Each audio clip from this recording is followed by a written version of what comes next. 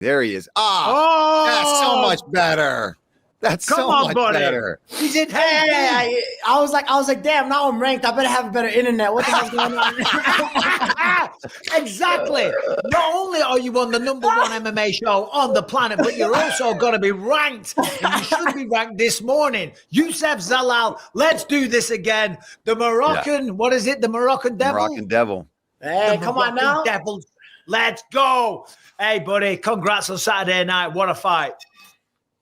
Thank you, man. I feel like a lot of critics out there not seeing all they seeing is that third round, and it's like they're not seeing the second round. I mean, I am hard on myself. You can ask my coaches, even in the post fight interview. You know what I mean? I was like, I wanted to go out there and perform. You know what I mean? And really show out. I feel like I did that, in a way. But obviously, I didn't get the finish. I wanted to be the first guy to finish him and all that stuff. But there's a lot of things behind that thing that I feel some type of way about, especially. You try to cheat this game and stuff like that, but it is what it is, man. I'm just happy that I got to piss off a lot of people in a way, and they got to see the other side of that. I don't really get that side out of that much, to be honest. I'm like, I feel like I'm one of the most humble guys and the most just go out there and have some fun. You know what I mean? But you trying to cheat the game, and you around and find out. So there you go. Yeah. Well, I want to ask you about that, right? Because I saw some of that stuff in the post-fight interview, Youssef. But I want to talk about the fight itself before we get into that kind of stuff, because I understand your frustration, right? When you have a performance like that, when you're fighting a really dangerous guy and you're working on trying to get into the top 10, there's a lot on the line. You finished everybody in the UFC on the second time that you've been in so far, and then you get a guy who's really dangerous, who's got nothing to lose, right? He's coming out there, he's got a few losses, and he's coming really hard to try to get a win. And your freaking footwork, you could not be found. And I think a lot of people, if they're only looking at the third round, it's like, well, then you missed the masterclass of movement that you put on, because that's all I could talk about when you were fighting, was the fact that just when you think you're finally going to track down Zalal, you're getting smacked with a jab, then you're getting kicked in the calf, and then you're throwing up knees up the middle. So you never let them set their feet. Is that something you're constantly working on, or is that something you've always been good at? Because I remember you having good movement the first time around, but since you've been back, guys can't hit you, man. Hey, I appreciate it, man. I'm trying, bro. I feel like a lot of these guys are like, I feel like, which I understand. You know what I mean? You fans pay for the fights like Gaethje style and all this stuff and that, but they don't look at the like masterpieces of, oh my God, like the guy took 700 significant strikes to the head and stuff like that. But I'm like, I look at it in a way, I'm like, how can I stay active? How can I do this? And how can I jump on opportunities and allowing myself to even still perform and go, you know what I mean? And the challenge in the puzzle, you know what I mean? You're not going to hear a lot of people say, hey, Calvin Katar only landed 24% of his strikes and he threw almost like 200 strikes or whatever the case is, you know what I mean? Yeah. So that kind of people don't like look at that in perspective, you know what I mean? They look at it like, oh, he just ran and all this stuff like that. But obviously I feel like me training with heavyweights since I was a young kid, and like I had like that Dominic Cruz stylish and like all this stuff, and it kind of like really helped me move. And obviously, especially now the second stint, I like still engage a little bit more, still come in, still trust my striking and stuff like that. And I feel like that helped a lot. Yeah. Well, first of all, don't worry about it, Youssef, because there's always going to be critics out there. Twitter is a cesspool of hatred. Bro, I'm not even on Twitter.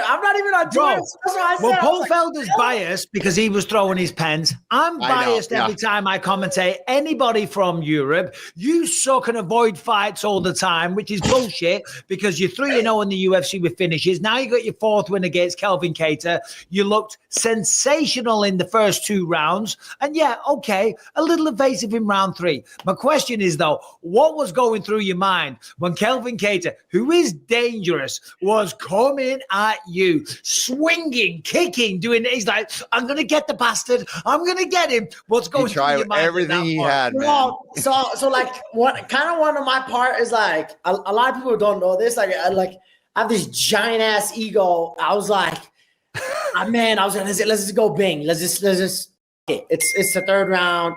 Let's just do it, whatever, you know what I mean? But one side was like, okay, motherfucker, you want to do this? You might, because he is throwing. So I was like, yeah, he might actually hurt you a little bit. So I was like, Yeah, let's just stay smart about it. And I think what like one thing is like, and this is what I'm gonna say, this is gonna be the best thing that's ever happened to me is I felt that energy more of like, wow, like this is the experience level guy, like this is the high level guy, and I think I kind of felt that a little bit in the third round, and I was kind of like let the name be there, you know what I mean? And I know my coach told me in the beginning when I walked out, he's like, hey, just a body, remove the name, remove the face, you know what I mean? Just remove the face. And I kind of like put a lot of pressure in that way, and like, oh my God, like I'm fighting Katar, and I'm like a huge fan, and all this stuff. So I kind of like mess a little bit with that, but it is what it is. This is the growth game, and there is no excuses, and I would never have excuses, and I'm just excited for my growth, and I can't wait to see what's the next one. You know what I mean? So I'm just happy, man. Is there anybody now that you're up there in the ranks? Now you've got some leverage, right? That's important in this game, especially in the UFC, right? Having that leverage of having a number next to your name. I know when you don't have it, it's easy to be like, oh, nobody wants to fight me. I can't get these guys. Now you're in the mix. When you look at the featherweight division, you look at the guys that are above you, right below you, who do you want to fight? Hold on. And we have two rules. One, always have good Wi-Fi. Two, you got to give us a name. There's got to be somebody. I made your wish come true, though. Huh? I was like, hold on, man. I know Bisping's ass is gonna say some shit. I was like, I know Bisping's ass is gonna say some shit. So I was like, let me get the good internet, bro, because I can't have his ass blowing my ass up on YouTube and none of that. Hell no, bro. I try to get roasted today. But nah, man, I know Yair is looking for an opponent. I know the Diego thing didn't happen and stuff like that. And I mean, I feel like all these guys, man, they want like 6-month camp, 6 this, 6 that. Like I've been the most active I've ever been. You know what I mean? I fought 4 fights in 11 months, and I'm calling out my opportunity. I have the bigger dreams and stuff like that. So it is what it is. So that's the guy I called for, and I hope I get it. We'll see what it is, especially after Ramadan. I told him, I was like, I'll fight in June or end of May. Okay. So I was going to ask you, because you came to the UFC, you had a couple of wins, then you lost 3 in a row, then you come back and you look great. You're still only 28 years old. I was going to say, do you think you came here a little early? But then I'm looking at your record right here. The 3 people that you lost to, Ilia Topuria via decision, the Korean Superboy, who's very, very good, and then Sean Woodson, who I'm telling you has the potential to be a superstar. The real question I want to ask you, being in there with Ilia Topuria, what do you make of this guy? Obviously, now there's talk of him going up to 155 and challenging Islam. Like, what was your experience sharing a cage with Ilia Topuria? Oh, it was a different feeling, man. It was like you can see the confidence and then the energy that he brings. He like that's the biggest difference, I think. And I heard him say something about like the Dagestanis, when you pressure him and all that, like they kind of like, that's when the mistakes happen. And he's that guy. He's the guy that brings mistakes out of you. You know what I mean? Because you feel like, oh, I'm just fine. I'm long. I'm just going to be long. And boom, he's in. You know what I mean? Against Volk is the same thing that happened. You know, Volk was elusive first round, pop him with a jab, pop him with the kicks, being the game plan like you're supposed to do with Ilia. You know what I mean? And to experience that, like, it taught me a lot of experience, you know, and I get to bring it against a guy like Katar, who's trying to take your head off in the 3rd round, that you got to be able to be like, okay, like I can't just stand still. I got to be ready. And everybody brings styles. Styles make matchups. You know what I mean? So for me to have that in my back pocket, to have that experience, it means a lot to me, man. And I'm telling you, man, I'm not going to stop growing, and I can't wait to continue growing. And I'm excited to see who they're going to give next. You know what I mean? Yeah, dude. I mean, like Michael just said, it's still on the better side of 30, bro. You got a lot of time. Now you're in the mix. You're going to be ranked. I'm checking the UFC website. They still haven't changed the rankings yet, but I imagine you'll be right there at number 10. I imagine you would take this spot. I don't know if they like my ass or don't like my ass. No, there's no way. You're on a win streak. You've been finishing guys, and then you go and beat the number 10 guy. You're going to get the number 10 spot. But now let's talk a little shit, right? Because I saw the post-fight presser. And, you know, you don't strike me as a guy that's trying to just make shit up or have excuses for anything.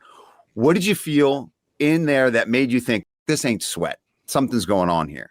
Oh, and just to give everyone a bit of backstory, you're saying that Calvin Katar, his legs were greased. His body, his whole body. It's not even just legs, his whole body.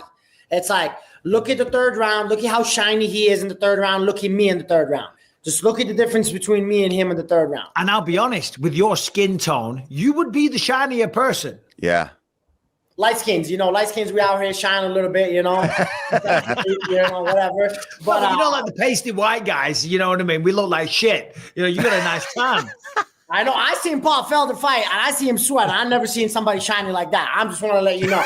But I was a sweaty bastard too. Exactly. So look at the third round. Look at how deep that shot was. And I got him all the way down, and all of a sudden, and then even in the clinch, it was like these slippers. It's like the slides. You know what I mean? So I'm like, in a way, it is what it is. It's like it kind of like messed with me a little bit. Like I told him in the corner, I was like, because the game plan was to take him down.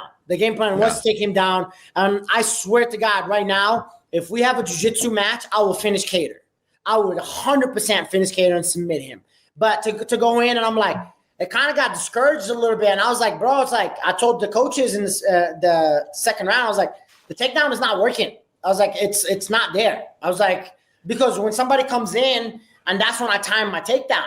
That's like even at the point of the second round, I got him so worried about it, he sprawled so hard. You know what I mean? So I know that was in the back of his head. So I'm like, in a way, I'm like, whatever, man. I'm like, I'm not the guy that ever made shit up. Even when I lost or won, does not matter. You know what I mean? And why would I make shit up when I win? Like, that's the crazy part is I can just go on and not do this. But I was like, bro, don't cheat the sport. Like, don't try to cheat the sport. Like, if you're going to go out, go on like you should. Like all these fans are saying, oh my God, like you die by the sword to live by the sword. I'm like, it's so easy to sit there and have a 145 pounder just trying to take your head off. You know what I mean? Yeah. Easier said from the outside looking in. Right?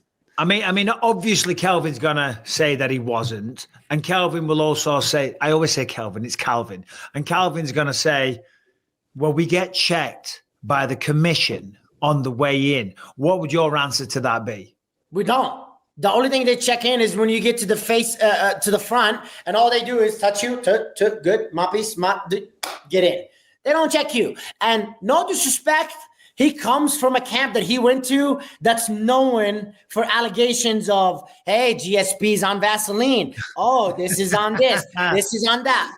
I'm just sorry. I'm not the first one to say it from Faras's gym. So what was GSP doing with that Vaseline? With BJ Penn. I know. It's a very immature joke. And speaking of Faraz is one of the greatest minds in the whole MMA community. You can't teach your fighter a simple how to cut off angle, how to throw kicks, how to throw this. You expect this to win because of boxing, and you got outboxed. That's the crazy part is I'm like, in a way, it's like, man, Faraz, like, I'm a very respectful guy, man. I never talk smack about nobody, but to talk to me like that about like, how much running you gonna do? It's so easy, bro. We're at the apex. You could stop it so easy. You're one of the greatest minds in the planet, and this is your game plan is to be like, hey, I want you to throw 300 punches and don't worry about your defense. Yeah. And go on. Sorry, Paul. Sorry. No. I was just going to say, you also in the post-fight interview, you mentioned that. What did they say to you? They said something like easy work or something to him. That seemed to really get under your skin. They were like, I'm being all respectful, he's like hardcore eyeballing me the whole time, like even at the PI. Who, Calvin? Yeah, Calvin at the PI, whatever. But Calvin was always been respectful. Calvin never said something. He never like said something out of the disrespect or nothing. He never did nothing.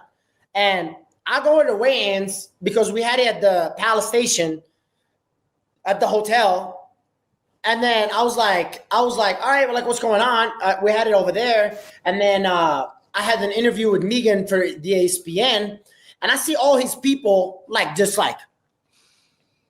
just full on, like, hardcore looking at me and staring at me. And I said, what the hell's going on here? I was like, I don't know what's going on here. And then as soon as I'm done, the face-off comes in, and then they were like, Youssef versus Calvin, blah, blah. We came in and said, what's up? And then my professor was like, let's go, UC. And then all I heard from that corner, like, oh, easy money or light work and all this. And I was like, oh, you guys want to disrespect the sport? No problem. Cool, no problem. And I was like, I'm being nice and all that stuff. And obviously he got more tickets, right? He's a number 10. He's been in the game for a long time. So obviously it's the apex. And Apparently, I'm the first guy to get booed at the Apex. Whatever, it is what it is. Oh, that's bullshit. I've heard plenty of booing in the Apex, buddy. But that's what they say, and they're like this, and I know Calvin has like a lot of fans in there because of him, and obviously the caliber he is.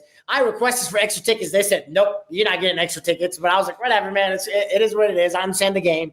And, I just went there, and they kind of got the light-skinned side out of me that I don't like to get out unless somebody talks smack to me, man. And I was like, it is what it is, you know? And I kind of went there, and I'm like, I'm glad I did what I did.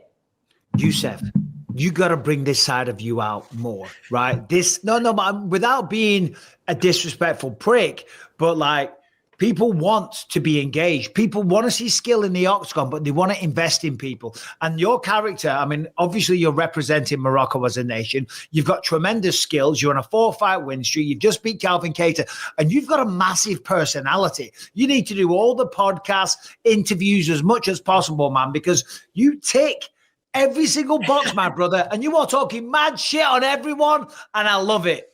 Hey, bro, the only thing that pissed me off is the Faraz thing.